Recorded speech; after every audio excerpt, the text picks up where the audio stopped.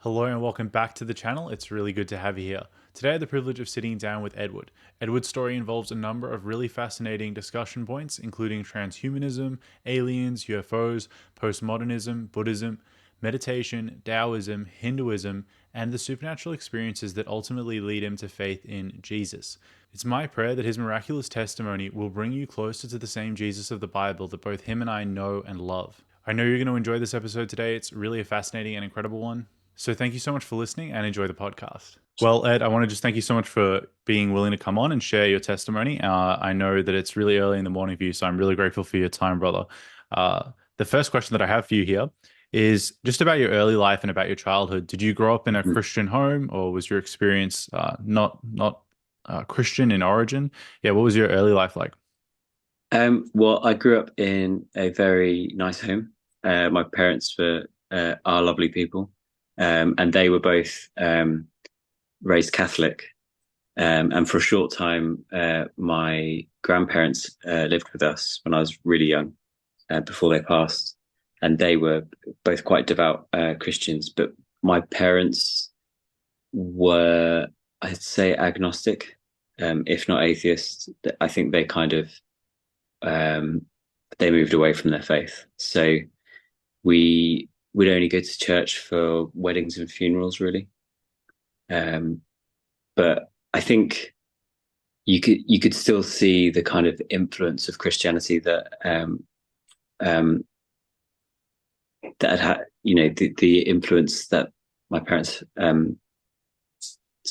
the influence that Christianity had on my parents in their kind of morality and just kind of worldview, That makes a lot of sense. even though there wasn't belief necessarily.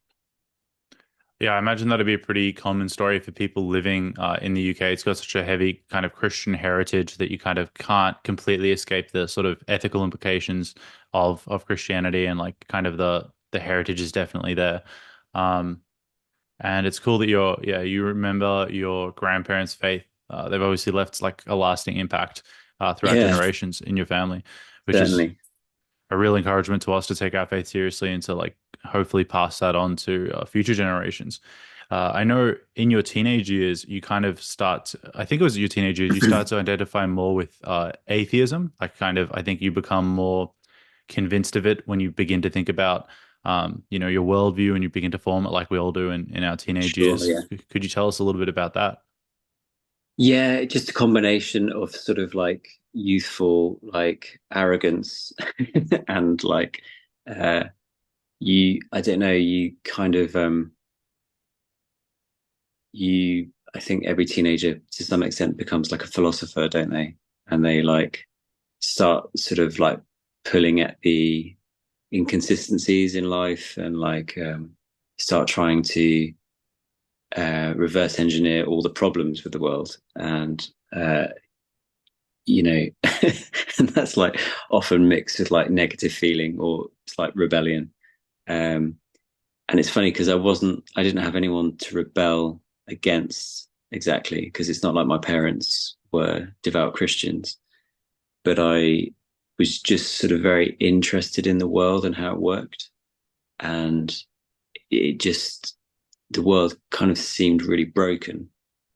Um, but obviously without the kind of the Christian framework of um, the world is broken and here's why it's broken. I just, I kind of deduced my own like um, reasons for that, and then sort of justified that through sort of atheistic scientific worldviews. I've always been very interested in cosmology and science as like a lay person. I'm not like a mathematician or anything or a physicist. So I've always been really interested in like the night sky and how things work.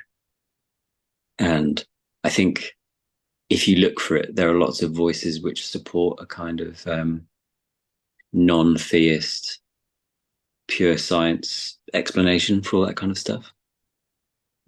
Yeah, no, you're absolutely right. I remember in my teenage years here in Melbourne, like people like Sam Harris were really influential. Yeah. Richard Dawkins, yeah, a Hmm. lot of Yeah, like those true. guys. Yeah. had a huge impact on my own thought when I was a teenager. And like you say, I mean, it's kind of a rite of passage as a teenager. You carve out your own worldview, you figure out what you think, and often that looks like kind of rejecting a lot of what your parents taught you. In your case, you didn't even have parents that were particularly religious, but yeah, everybody I think has to figure out what they believe for themselves sooner or later in life. Um, Sure, yeah. so, how were your teenage years other than that? Like, so it seems because obviously you have some pretty miraculous encounters with God and even other Mhm. supernatural forces later on in your testimony. But in your teenage years, you're kind of identifying with like kind of an atheist sort of materialism kind of worldview, or Yeah, not really. yeah, I'd say definitely. I was quite I mean, I was a nerd when I was a teenager. I was like, I kind of wanted to sort of do my best in school and then get out of the small town I came from as best as possible. So I really kind of like geeked out and like studied really hard. Thinking that that's the only way I'm going to do that. Um, and yeah, there was a kind of there were a few years in my younger teen years that were quite just certain things happened to family members, which was quite traumatic. And I think that also spurred my kind of negative worldview, um, because it's kind of like you're aware of like wars being fought in the world and I don't know terrorist attacks and tragedies, and um, that's all very kind of sad. But also to a teenager, it's quite cinematic and separated to you. So it's often like it's personal trauma, which I think can give you a depressed or negative worldview. Um, so it was, yeah, kind of equating all those things together and saying like, well, bad things happen to good people, so therefore, you know, um, that there isn't a loving God that sort of protects us because otherwise, why would life be unfair? Kind of thing. It's quite overly simplistic when I think back to it, really. But that was my thinking. So yeah, I was kind of like it was this strange combination of like being like hyper focused on doing well at school and wanting to go to university, but also being quite hopeful and sort of thinking like, well, if I work hard enough, good things will happen for me. But it was all very kind of self dependent and the belief that if I fail, it's because I haven't worked hard enough. So I think I put a lot of pressure on myself as a teenager, I'd say. Yeah, it definitely sounds like you were wrestling with some pretty deep issues. I think everybody comes to that old problem of evil sooner or later in life. Like, God's good. We see so much pain and suffering around us. He's technically Yeah, capable of stopping it. Why is it there? I could totally see, yeah, how that would, yeah, influence your thoughts, especially as a young person who might not have access to the answers, because there are good Christian answers for difficult questions, but sometimes you have to really search them out. sure. And yeah, you're obviously quite intellectual. You studied really hard in school. How did your universities go? You mentioned trying to get into university. How did that turn out Yeah. in your life? I mean, it went really well. I sort of applied to all the schools that I liked the look of. I got into all the schools that I wanted to go to, and I just sort of picked one. Um, I kind of so I studied fine art painting. It was really great 3 or 4 years with a foundation course at the beginning. Um, like I got to sort of my once I'd left, I got to my early 20s and sort of found other courses which might have been better suited to me, like more traditional painting. Um, but at the time, with the information that I had to hand, it was exactly what I wanted to do when I was 17, 18. And yeah, overall, it was a great experience. I'm glad to hear it. And obviously, we're going to link to your website and your Instagram page where people can check out some of your art because you're a really talented artist. So at the No, end of the thank you. video, guys, please remember to check that out. Uh, so in your university years, did you find that it was formative at all in terms of your worldview? Like when I went to a secular university, as a young person, I was introduced to a lot of kind of postmodern thought. There was a lot of Mm. sort of atheism. And I think I really took that on board because I was like, wow, everyone that's really intelligent and successful around me, they all have this worldview. Did you have an experience like that at all, or were you kind of thinking more independently and for yourself? Yeah, I so the way fine art is, or contemporary art is sort of taught in, at least it was 10, 15 years ago, um, in the UK, it's very influenced by postmodernism. So it's like deconstruct everything, pull everything apart. Nothing has any inherent meaning. Nothing, has any like. It's almost like if you scratch off the surface, there's nothing underneath. So you can recreate language and meaning as you see fit, which is often very like it's obviously quite problematic, um, because if as like a young person and a student you kind of you want to study art because you can kind of see beauty in the world, and then you go and study what you believe will help you communicate beauty. um Although I guess at the time I would have never admitted to it because I was sort of too ironic and sarcastic to say that, I wanted to make beautiful things. I probably would have thought I want to make intellectual things or something. Um, but the problem with postmodernism is that there's like nothing underneath. There's just a lack of meaning. At least that's what I found. And it kind of left me in a funny space because you can I sort of realized that you could sort of jump through all the hoops and say all the right things to the right people to make a piece of artwork that people thought was very clever and said all the right things, if that makes sense, as much as like an artwork can. But now I kind of would say that there are things that are categorically beautiful and like you can look at a painting or a sculpture from the Renaissance, for example, something by Da Vinci or Michelangelo, and it's hard to argue that it doesn't hold some inherent beauty. Whereas you look at perhaps a more contemporary installation that is, I don't know. So an example would be like a bag of garbage. That'd be like a postmodernist piece, and it could be a piece about consumerism, for example. But it's hard to argue that it's beautiful, I would say, because you could make all the arguments for why it's clever and a comment. But I would say like a beautiful piece of artwork would be like a marble sculpture of a bag of rubbish. That's someone's put hours of sort of loving craft into and beautifully rendered like a bag of refuse, but they've done it in a beautiful material. Do you know what I mean? It's the difference between those two things. Like I don't think there's much ground that postmodernism is standing on, really, because yeah, I think it's kind of I sort of understand the way art history has arced where we got to that point, but I still think there's like essentially like we in art and literature and music we reached like a really high point sort of just before, well, I'd say like the end of the 19th century, early 20th century. Things were really beautiful, obviously, and decadent, especially in Europe.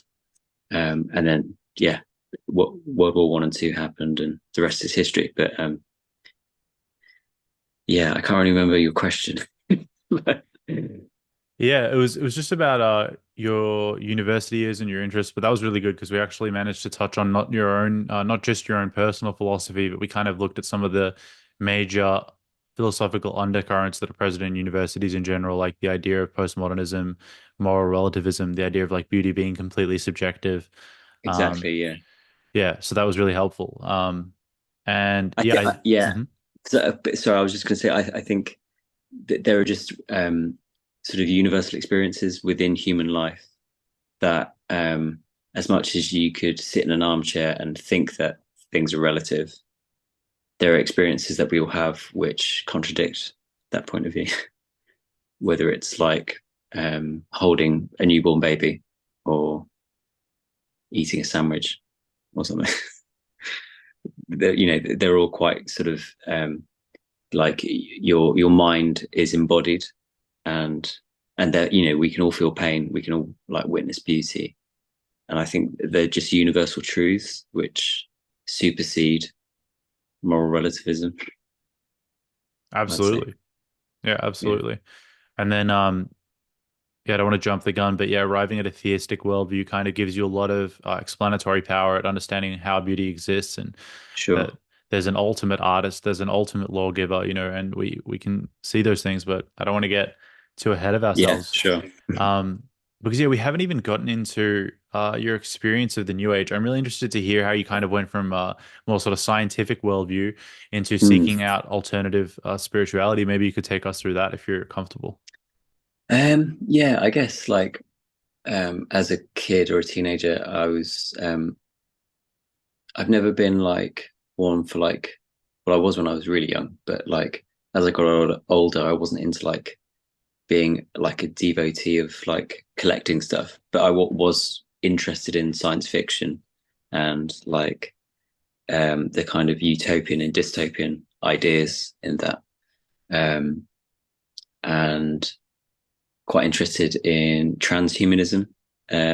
Like when I was in my late teens, you know, the idea that given enough technology and research, humans could live forever, that kind of thing, with like medical or robotic intervention or something, or uploading your consciousness to a USB drive or something. Um, so and and I guess growing up, like being a kid in the 90s, there were lots of sort of late night sort of sensationalist TV programs of, you know, I got abducted by aliens kind of thing. So I used to watch stuff like that when I should have been in bed.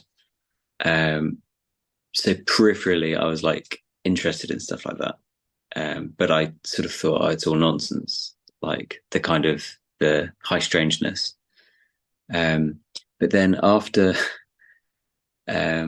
becoming a father and going back to work, I was kind of I started leaning more into like entertainment on YouTube to to sort of listen to whilst working because I found like you know, being sleep deprived and stuff, like listening to the same old music that I love, it wasn't really like keeping me awake.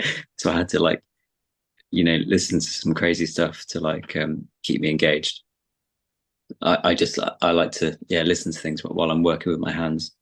Um, so I started listening to like UFO stuff, yeah, purely from like an entertainment point of view. But then the more you kind of engage with that kind of stuff, the more um,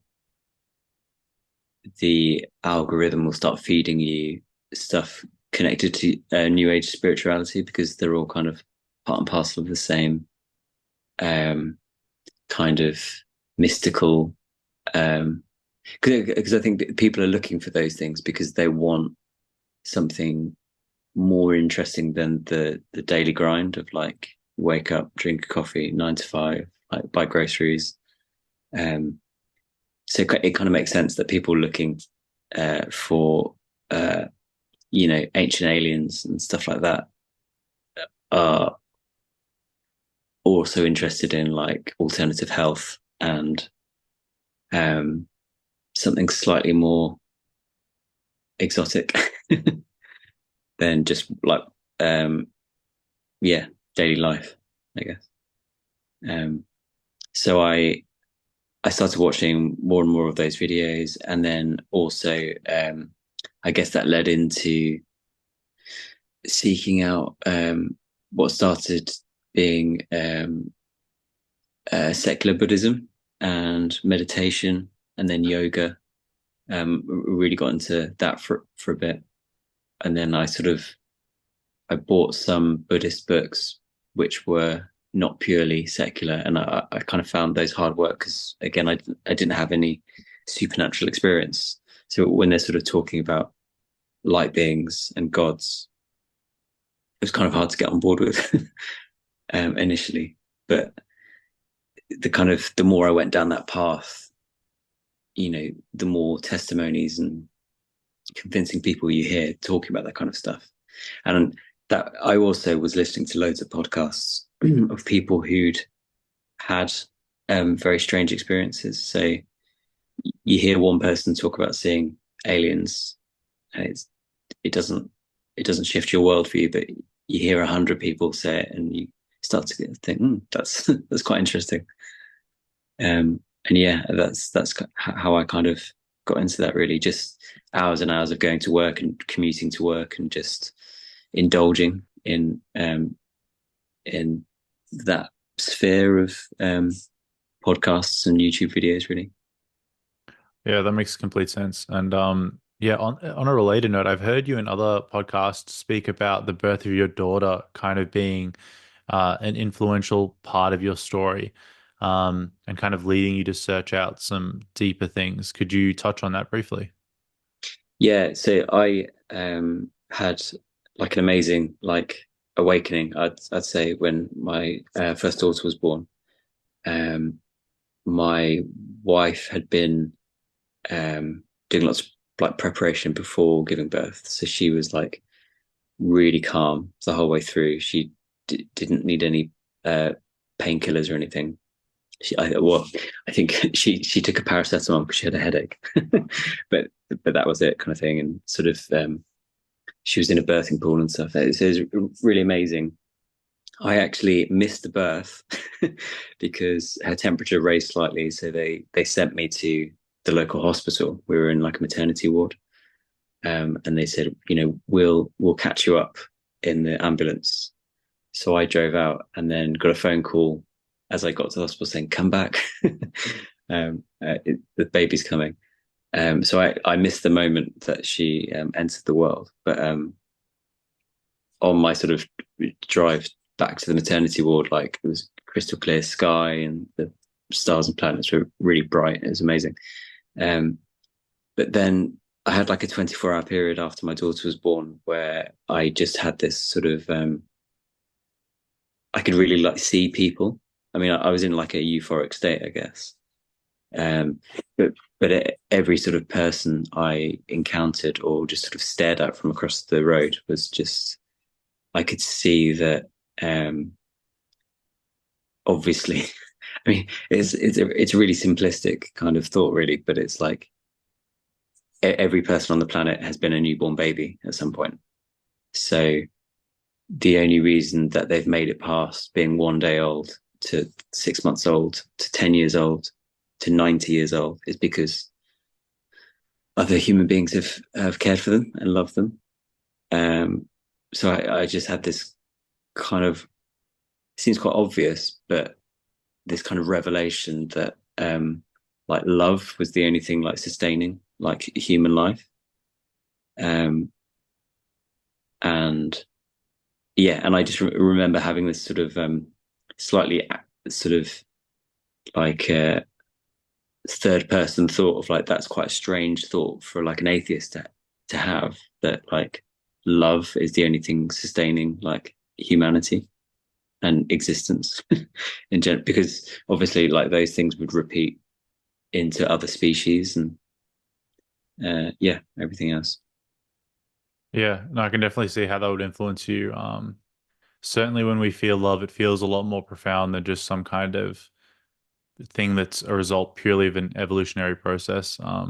So Yeah, I think an experience of profound love can sometimes call into question people's assumptions around such things. That makes a lot of sense. I'm wondering, we've kind of covered what got you interested in the idea of communicating with UFOs. You started watching a number of shows, you heard other people's experiences. So, what was mm-hmm. your first experience like of contacting a UFO, of attempting to contact a UFO? What did that look like? Well, I guess like before sort of actually seeing anything, I'd done a lot of groundwork of like doing like meditation basically, and just sort of you have these feelings when you're like deeply meditating like as a daily practice for a long time, where you I don't know, you have these experiences where you kind of realize that um your consciousness is sort of it goes beyond your own body, um and you kind of have this dual perspective of being like sort of like you are part of the universe, but your mind is like infinite, and like the universe is also like you're infinite, and the universe is inside your own head. And I guess that just comes from like sitting with your eyes closed for a really long time. So I think that kind of that opened me up to the idea of sort of reevaluating, like, do I really think that the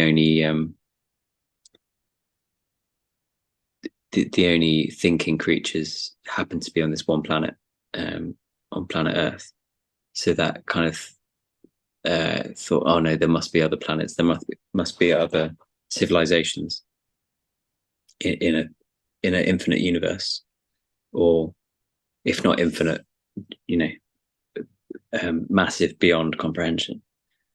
And so, yeah, I was, I'd watched videos with, I was never really sure of him. I kind of like thought like this guy might be a complete like charlatan, but for the cost of like just sitting down and meditating outside, like it's not going to cost me. So I thought I might as well try his to see if what he claims is true. And I think when I did begin to sort of see light in the sky that manifested, it kind of reinforced this idea I had that like consciousness wasn't sort of locked inside the brain, but it was human thought goes beyond the body, which strangely now as a Christian, that kind of, for me, that like it reinforces the idea that prayer is real, because it's like, yeah, this is how you can communicate with God, because your thoughts or feelings, whether they come from your heart or your mind or from your soul, I still don't understand the mechanics of like spirituality, but it kind of, I guess that was my first experience of that. For some people it might be doing like a Ouija board or something, and contacting spirits, realizing that speaking things out into the void and getting an answer back. But it was my first kind of supernatural experience, I'd say. It was all kind of like a fun intellectual idea before that. And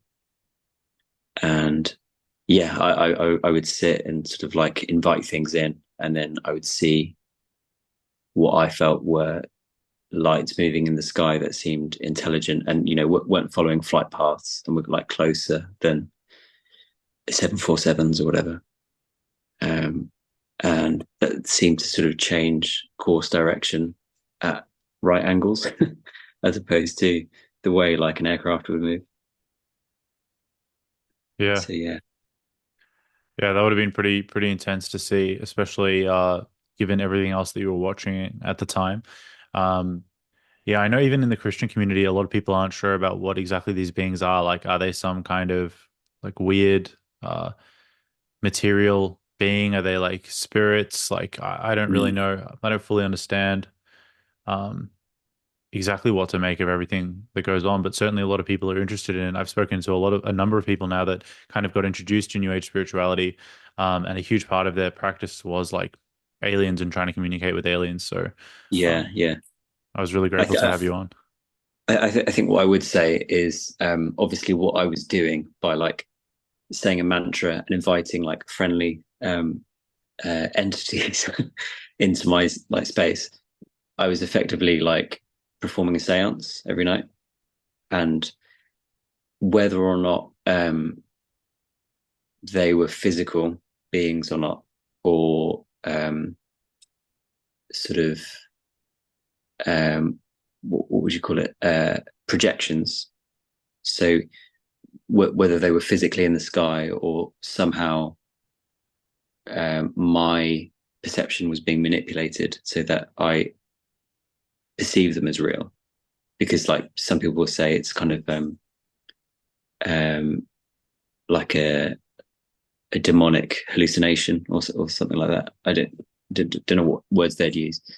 But I would say that it's obviously spiritual in nature, and I sort of, again, like I don't understand like the mechanics of like heaven and earth and like the spirit realm, but I would say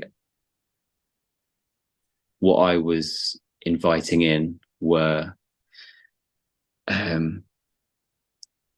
there's the spiritual beings that's the only way, you know, that makes sense.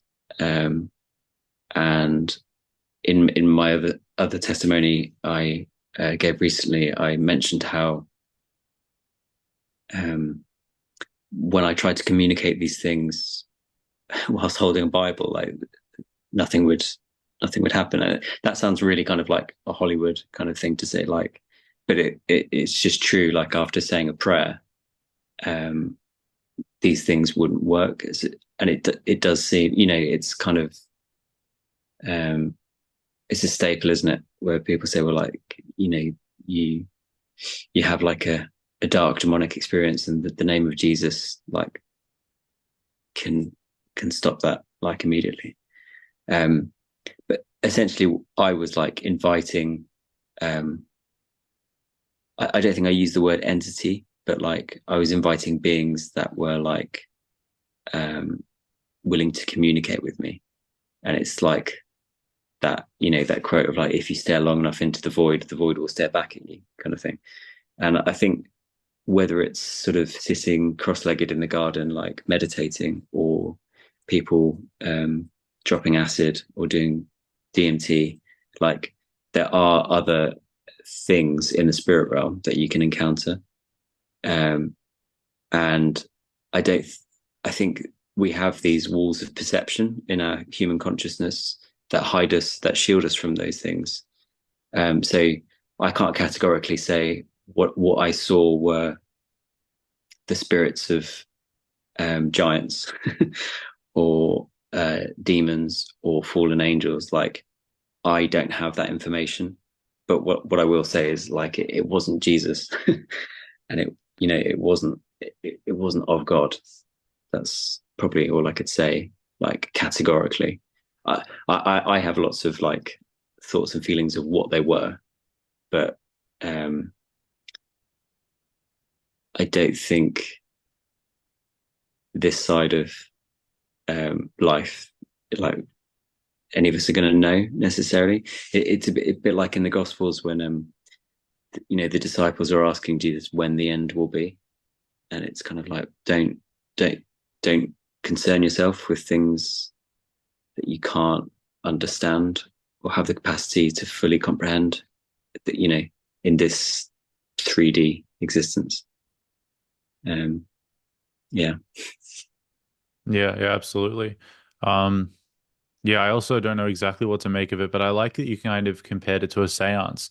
And I think that that's a really appropriate comparison. And I think God cautions us in his word to really avoid seeking out after these kind of spiritual experiences, whether they're demons, like whatever they are. Like you said, it's not of God. Uh, and yeah, I'm really passionate about cautioning people against doing these things because for a lot of people, it leads them into other New Age practices too. It's very rare that people only become interested in aliens. I think a lot of other practices often come with that. Certainly, I would caution people against participating in the kinds of things that he does when they get together. And I think from memory, they meditate and try and contact aliens. And Yeah. I just don't think that's a great idea. And for you, even, it leads you into some other stuff. Like you begin to experience sleep paralysis, you begin to Mm. experience angel numbers. Um, could you tell us a little bit about that? Yeah. So this was all during the the summer of 2020. So I was looking after my two young kids, but I wasn't going to work. So I had this weird existence of because my wife was working from home, um, of sort of being occupied all day long. with the kids, but then not having anything to get up for. So I'd sort of stay up late at night and just indulge in all these things. And sorry, what was the question again? So yeah, how did you begin to experience? I guess you could talk about Oh, either sleep paralysis or the angel angel numbers numbers. and sleep paralysis. Yeah. So, um, yeah. So I was doing all these things within the context of lockdown and just having a lot of time on my hands. Um, and so I guess I was thinking deeply about these things, and so I started noticing like synchronicities, as people like call them. And even Carl Jung talks about synchronicities in his writings, and I think you know um, I would still like obviously put stock in dream imagery, and because I think it's definitely probably a channel that God communicates with us, because it's you're sort of a captive audience when you're dreaming, and that's all throughout the Bible, people having prophetic dreams and visions. um, but I was in this kind of weird state all that time where I was just very open, and I think you you will um, begin to experience reality differently when you have like a completely open mindset. But then there's probably also like a danger to that as well. You can be like so open-minded that your brain falls out. But I definitely started noticing like synchronicities that seem to be aligning with my thoughts. And looking back, it's hard to discern, to what degree that was real and to what degree I was kind of swept up in spiritualizing everything. But I was having these like what I thought were amazing experiences late at night, like looking for UFOs. But my relationship with my wife, who was my girlfriend at the time, was kind of suffering. Like we weren't really communicating well. Um, and yeah, I was having like sort of repeated episodes of sleep paralysis, which just sort of, I'd had it once or twice throughout my life before that, but I had it quite frequently during this time of just, waking up from a deep sleep, but being completely paralyzed physically, except for my eyes, and experiencing like an oppressive presence in the room. But then on one or two occasions, actually sort of visually, like seeing like a large dark mass, like well, one time it was actually like it seemed to be this sort of hulking figure that was sort of bending its neck because its like head was like touching the ceiling, and it had these like two glowing eyes just sort of like bearing into me. Really strange. And it's funny because like I've read sort of scientific explanations for sleep paralysis, and sort of saying like, well, it's just your sort of the sort of ancient part of your brain which is switched on, and it's like searching for threats. If you think about like early man being like chased by like carnivorous like cats and stuff, and like you're always on the lookout for like predators. um and and sort of like your body's paralyzed to stop you sleepwalking and this kind of thing. So kind of explaining around why you might experience sleep paralysis, and I've seen they've done experiments and stuff. But I don't find it wholly convincing as to why I would see this kind of like giant humanoid figure that sort of feels as though it wants to kill me. Like, and I mean, and yeah, there are lots of like memes within that whole kind of thing of people seeing Hat Man, like some sort of like darker than black, a darker than dark figure, um, wearing a fedora. Like I don't know where in like um, I don't know where you would find that in like prehistory. Like so, some of these things sort of seem to defy like just a scientific explanation. Um, and alongside the sleep paralysis, it felt as though there was like some low level sort of poltergeist activity as well, sort of things going bump in the night around the house. But again, you can't, it's very difficult to prove anything like that. You could say, well, the cat was just knocking things off the shelf or something. But I would say, generally speaking, there was this kind of like, I was having these cool experiences in the garden, and they would happen and they would end. And I would sort of think, all right, okay, I guess I'll go to bed. and then there was this sort of like dark, heavy presence like within the house at the time. That would have been very intense and Yeah. quite challenging. And it's certainly, yeah, I know what you mean. I like that you've kind of got a balanced approach to all these experiences that you're having. You're trying to see, is there a scientific explanation in that, you're looking, I've also read into sleep paralysis and that it's some kind of weird evolutionary thing. It's not necessarily a spiritual interaction. But interestingly enough, and this is obviously not hard data, but a lot of people I've spoken to on this podcast begin to experience sleep paralysis as they get deeper and deeper into the occult. So I don't know. Mm. People can make of that what they will, but yeah. As we come to sort of the most important part of your testimony, I'm really interested to hear about what leads both you and your wife, because your journeys are linked together, as they often are for married couples. What leads you guys to pursue the God of the Bible? How does that begin to happen for you? How does that kind of come back on your radar? Um, I think for me at first, I had this.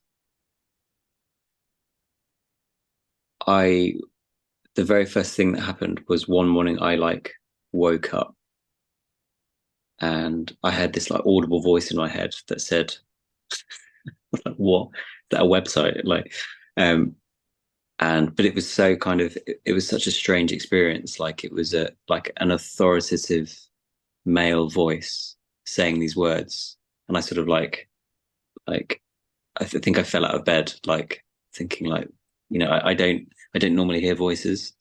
Um, and I was like, right, okay. So I was like, obviously Googling like this, and I think I just came to like the Quakers website, and I was like, I've heard of the Quakers, but I didn't know anything about them, and I was just sort of like reading up on them and how they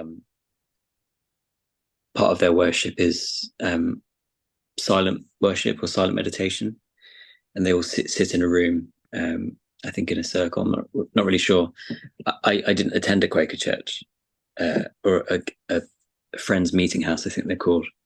Um, but I sort of read all the information about them on their website. I was interested in that their theology is kind of grounded within Christianity, but they do a lot of silent meditation and sort of waiting for to be led by the Holy Spirit. So I think that was the first like chink in my like armor of like, it was like, hey, like look at this. Like it's kind of what you're doing, but it's less dark. It's kind of and sort of tangentially connected to Christianity. Because I was very like I was into all this like new age stuff and like the possibility that maybe like Taoism was the way, or like Buddhism or Hinduism, but never Christianity, like not in a million years. So I think that was the first kind of thing to make me like I said, I was really open-minded at the time, but not toward Christianity. Like that channel was kind of switched off. And then I had this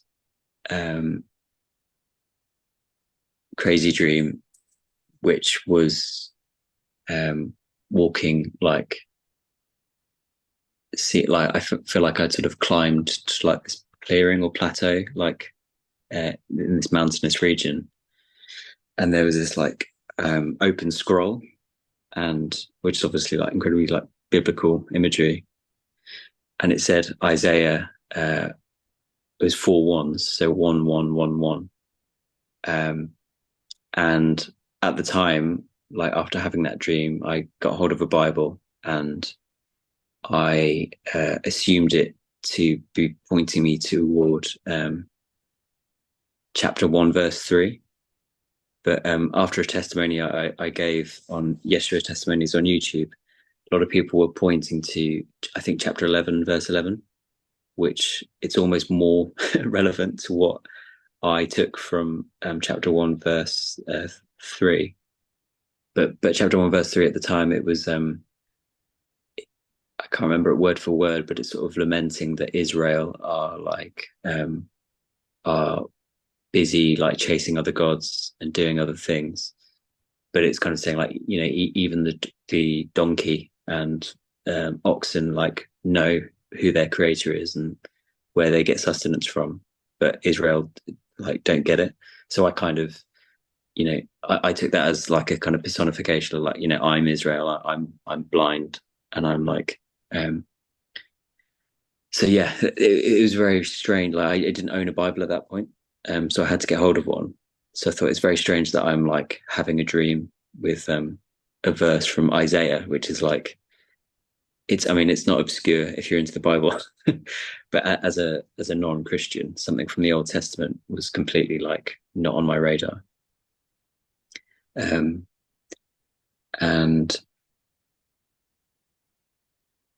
my wife was also having dreams while I was having dreams, and I think she had one dream where she encountered an angel or something, and she had another dream where, sort of upon waking, she was led to look at 11 111. Sorry, Luke 111, which is like Luke chapter 11 verse 1 is, it says at this time that Jesus and the disciples stopped at a place to pray or something, or stopped at a place to rest. I should have a Bible to hand. And they said like, Lord, teach us how to pray, something to that effect. And then it goes into the Lord's Prayer. So, and that, you know, that was after a conversation we'd had, that my wife had said like, we'd started waking up to the idea, obviously, that the God of the Bible was like trying to communicate with us, which is, it's a very kind of like, it's one thing thinking, oh, maybe aliens are real, and maybe if I meditated hard enough, I could levitate. to kind of, because it's a whole different thing. Like I think there's a real weight to Christianity in that, you know, obviously you could argue this for all the major world religions, but it's something taken so seriously by people, by lots of people. And it's something, if you've completely disregarded it all your life, to then think, oh, this might actually be true. It's kind of where it puts the fear of God into you, of like, hang on a minute, like if this is true, then it changes absolutely everything. And that's quite a kind of scary thing to encounter. But yeah, it was through very vivid dreams and getting messages through dreams that both of us we kept being led back to tracts of scripture that kind of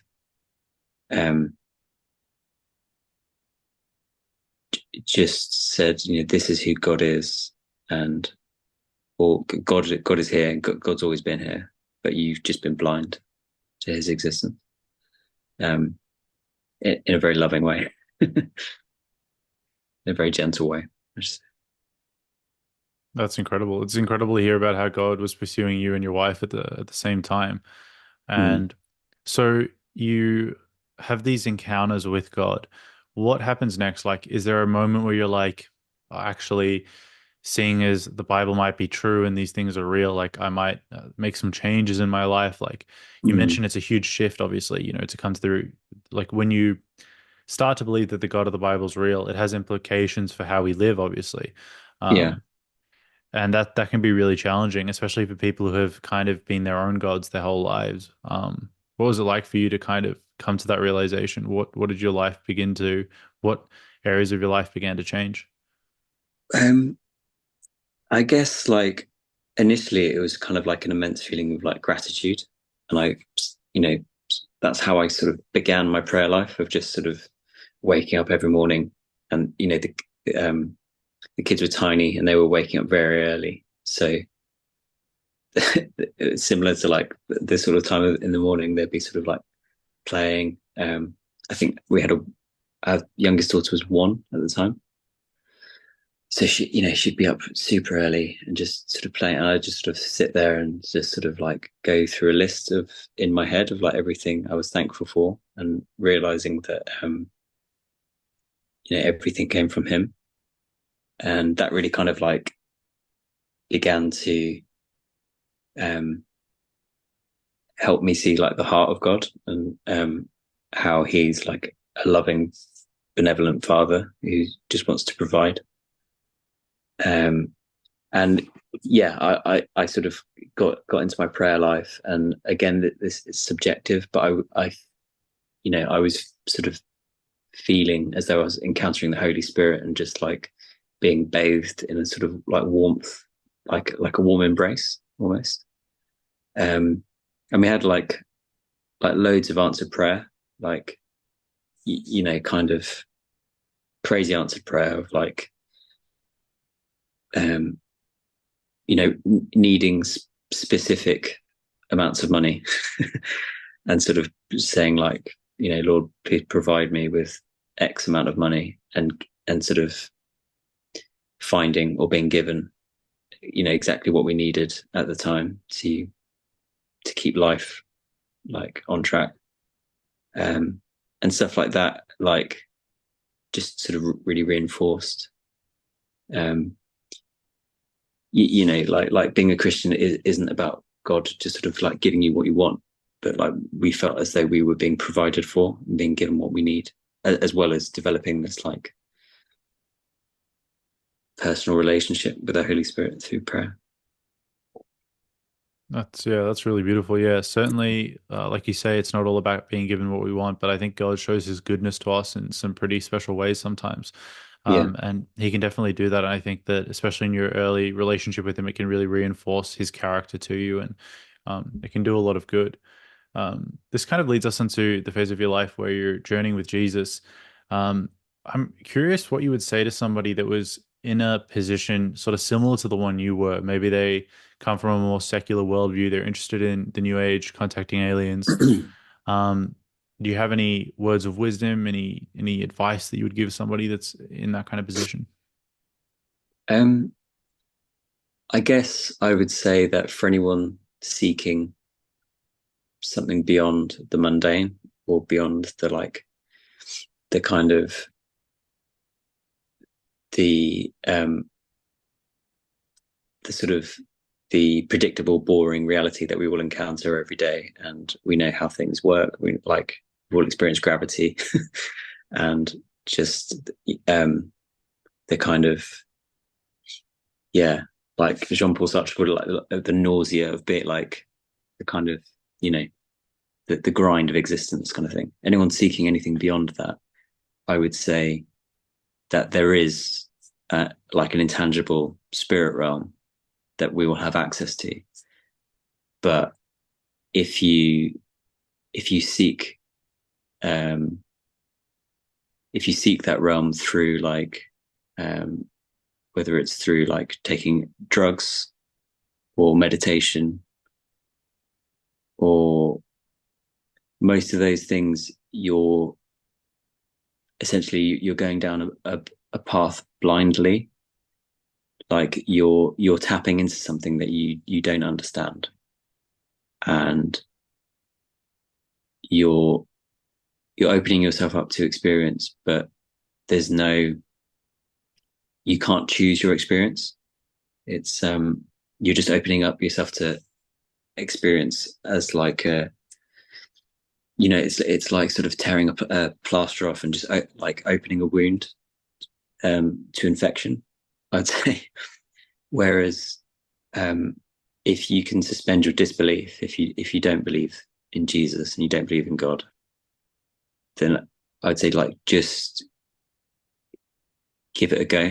Like if you're looking for the supernatural and you're looking for um, some crazy wild experience, like I would encourage you just go and sit at the back of a church on a Sunday, or if you can't bring yourself to do that, just like fire up YouTube and just find a sermon and just listen to it and just see how you feel and just open your mind and open your heart, because you know there is a God, there is a creator, there is like a supernatural substructure to existence, and there are like incredible, amazing things to discover. Um, but I would really encourage people to open their minds and their hearts to the idea that it's all underpinned by like a loving, it's sort of knitted together by love. And, you know, there are sort of dark things squirming about in the darkness that you don't necessarily want to encounter. And if you sort of put a blindfold on and dive into like the ether of like the unknown, then you're going to encounter monsters as much as anything else. And you might have some incredible experiences on a yoga retreat meditating, but I wouldn't recommend it. Amen. Yeah, no, absolutely. I remember when I came to the realization that Jesus really lived, really died, really rose again, most importantly. I realized that that event kind of reverberates throughout human history and it has implications for how we live today. And I genuinely believe that every human being was created for more than, like you mentioned, that idea of nausea from, I think it was Sartre. Mm. And absolutely, we know on some level we're created for more. And I think that, yeah, if you haven't already, you should seek Jesus. Maybe read the Gospel of John, just like explore Yeah, Christianity. Even if you yeah, yeah, come away disagreeing with it, at least you know what you're disagreeing with. You don't exactly. have you don't have like a caricature that someone's presented to you. Maybe you've had a bad experience with a Christian, which we all have. Mm. At least you can know who Jesus is and in his words. So um, we're coming up on about an hour here, brother. But one thing I don't want to finish, one thing I don't want to forget before we finish, is to talk a little bit about your art because you're a really talented Oh artist, yeah. and people, I think, after they hear your story, are going to be even more interested in seeing your art and seeing your journey unfold. So, can you tell us a little bit about your art? Kind of like why have you devoted so much of your life and your time to being a talented artist? Like that takes a lot of work. You studied at a university. Um, where can people find your pages? Maybe start with yeah, what uh motivates you to be an artist, and then we can talk about where people Um, can find you. yeah, I don't know. I guess like like a lot of people who become artists, like as a kid, I just loved drawing, and I liked to um leave the world of like sensory overload and just sort of focus on like a drawing. I could kind of censor my like I'm quite like a energetic person, and I find it easy to be overstimulated by things. So it was always kind of grounded me as a kid. And then I neglected it for most of my, because if if you're talented at something, you kind of you cannot work hard at honing that skill. But but obviously, like in my adult years, I've kind of put time into working on that. But I I just really love sort of realist painting, representational art, paintings that look like things. And I feel like it's kind of, well, funnily enough, it's like meditation, sort of sitting in front of something and trying to draw it or trying to paint it and create like a convincing representation of that thing. It's kind of like, for me, it's the most direct way to like encounter reality, because you're kind of like sort of like sitting there with like a paintbrush or a stick trying to sort of smudge an image into, and it's obviously like a painting or a drawing is like a really low resolution version of reality. It's like a 2D kind of reflection of what you can see. There's just something I always found really magical about the sort of the human ability to do that. And I've always really loved music as well, but I don't have any kind of like natural gifting for that. So it kind of that's why I've pursued painting and drawing. But for me, like I've always been drawn to kind of the sort of painting and drawing of like the late 19th century, where naturalism was in vogue, and for the first time, or maybe not for the first time, but it was a point in our history where people were trying to just sort of depict things as they were in real life without kind of symbolism or these layers of meaning. It was kind of like, here is a tree. This is what a tree looks like. And I think to some people, it might seem kind of like less meaningful than, say, like a iconographical painting, which is more symbolic. But there's something that I've kind of come to appreciate since finding faith, is that like it's kind of it's just experiencing reality as God has given us, like these eyes to see and ears to hear, like these like channels of perception that we have. And there's something I find really pure in that. I'm just sort of trying to look at light in its simplest terms. It's like just sort of light coming in and how it illuminates a scene. And I'm just trying to recreate that. And it sounds really simple and boring, but it's like an endless kind of like, it's just a project that I can devote my life to, of like, the sensation of like light, and obviously for a sighted person, but it feels like a kind of bottomless well of like different things to explore, if that makes sense. Absolutely. No, it definitely does make sense. Yeah, I'm on your Instagram page right now, and it's really fantastic. You're very, very talented.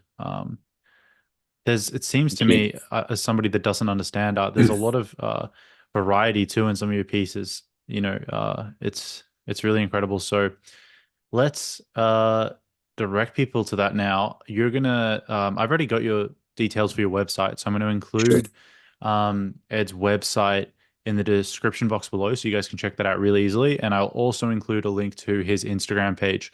So yeah, don't rob yourself of the opportunity to go see everything that he's doing on his Instagram page. He's got literally hundreds of posts, and you will thoroughly enjoy it, I'm sure.